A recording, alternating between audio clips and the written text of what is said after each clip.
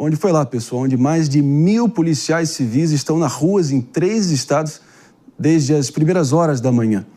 Eu me refiro, claro, à operação que é um marco da desarticulação de quadrilhas que agem há décadas e há décadas no Rio de Janeiro, explorando animais silvestres. Acredite se quiser, o ex-deputado Tiago Raimundo dos Santos Silva, o inominável TH Joias, é também um dos alvos dessa operação. Mano, não é possível que esse sujeito também está envolvido nisso. Pois é, Marinho, já não bastasse a lavagem de dinheiro, já não bastasse o envolvimento com o Comando Vermelho, com o tráfico de drogas, o TH Joias também está envolvido nessa operação que cumpriu 40 mandados de prisão e 270 de busca e apreensão em vários estados, investigando uma quadrilha envolvida no comércio ilegal de animais silvestres. É uma mega operação, uma das maiores já feitas contra o tráfico de animais silvestres, coordenada pela Delegacia de Proteção ao Meio Ambiente, com apoio da Secretaria de Estado do Ambiente e Sustentabilidade. E chegou, mais de 1.000 policiais civis participaram da força-tarefa, com mais de um ano de investigações, identificaram 145 suspeitos de integrar essa organização criminosa que vinha atuando há décadas no tráfico de animais silvestres e na venda clandestina também de armas e munições. E entre esses alvos, justamente, está o TH Joias. Dias Peixoto, de hora em hora a coisa só piora. Algo a declarar? Não, é mais um momento pra gente ficar assim chocado. Eu não sei se vocês se lembram, mas aquela foto numa cama, todo deitado, várias notas, também é a pessoa em questão. E o que isso nos mostra? Que o crime, ele não tem uma só saída. O crime, ele tem várias frentes de saída, de atuação. Então, não é que o criminoso, ele tá só no tráfico. Não é que o criminoso, ele tá só no sequestro. No Brasil, o criminoso é o mesmo criminoso, várias áreas, e existe uma rede de conexão, que vai, muitas vezes, até nos negócios legítimos, como recentemente nós vimos aí na situação da questão ali financeira, por parte do crime organizado aqui em São Paulo. Então, a realidade é que o crime evoluiu e ele tem toda uma cadeia de controle e contato. Um dos alvos aí da operação, em determinado áudio, nessa investigação, ele teria se gabado que o TH, não é que só que ele participava e ajudava, mas era que ele ia atrás até de novos clientes. Olha o absurdo disso. E estamos falando aqui de uma figura pública que por muito foi valorizada. Chegou a fazer joias para Neymar, Adriano Imperador e tantos outros. Estamos falando aqui de alguém que serviu como deputado.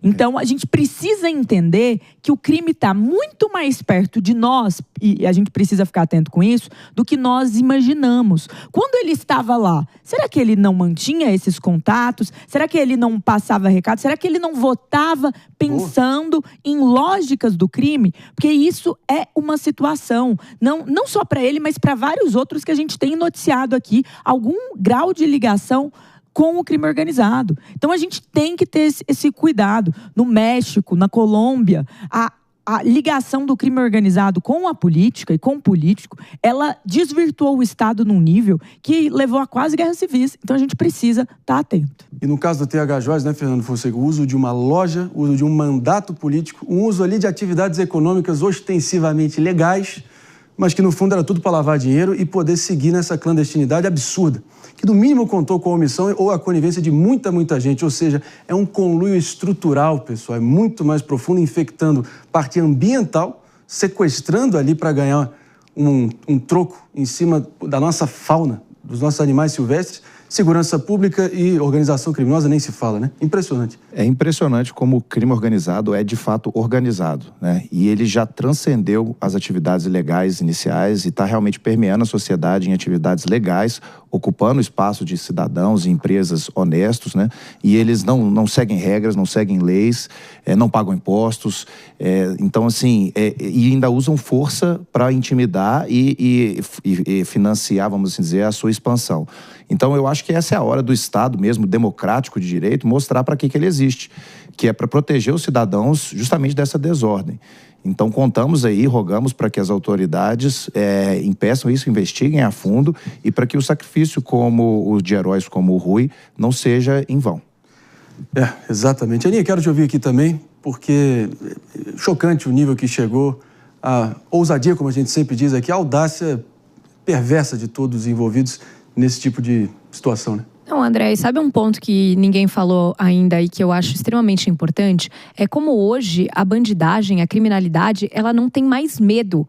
Ela se expõe ativamente nas redes sociais. Ela atua, como a Jess colocou, como um influenciador. É uma pessoa que ela é pelos outros nas redes sociais, porque ela mostra um padrão de vida que para a maioria da população é inatingível. Mas o que está por trás disso é o crime. O que está por trás disso são ilegalidades, atos ilícitos.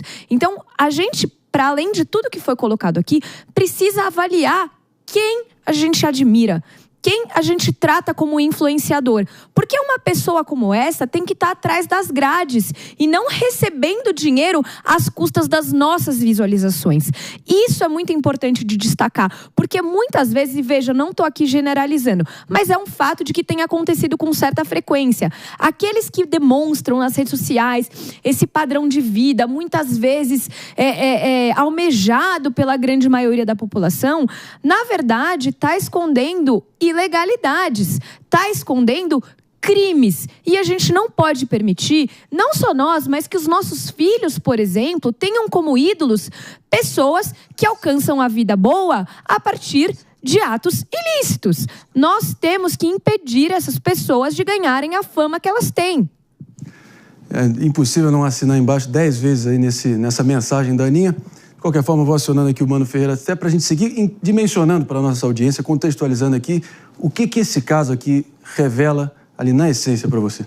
Mais uma vez, para o nível de profissionalização do crime organizado, Marinho. Porque a gente está falando de um esquema complexo que tinha desde aquelas pessoas que iam no habitat natural dos animais fazer o recolhimento deles, até os atravessadores, o transporte, a questão da logística, ou seja, é uma operação extremamente sofisticada e que contou, portanto, com uma cadeia profissional do crime. É isso que a gente precisa ter sempre em mente. Quando a gente está falando do combate ao crime organizado, a gente não está falando do bandido de rua, o bandido de ocasião que furta um celular. A gente está falando de um esquema extremamente profissionalizado, que tem toda uma lógica de incentivos para a ascensão de carreira, é como se tivesse um plano de cargos e salários dentro do crime organizado. Esse é o nível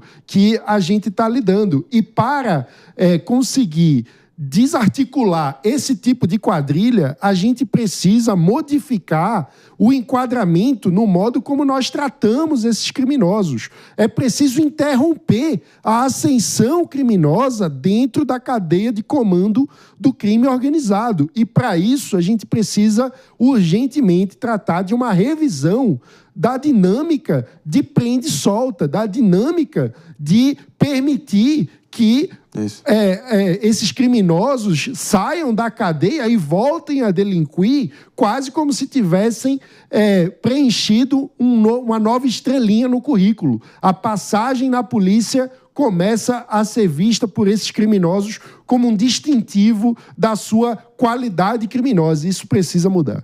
Só para a gente entender aqui, pessoal, estimativas da Interpol e da ONU só dão conta, né, que o tráfico global de fauna, ou seja, animais silvestres, gira em torno de 20 bilhões de reais por ano.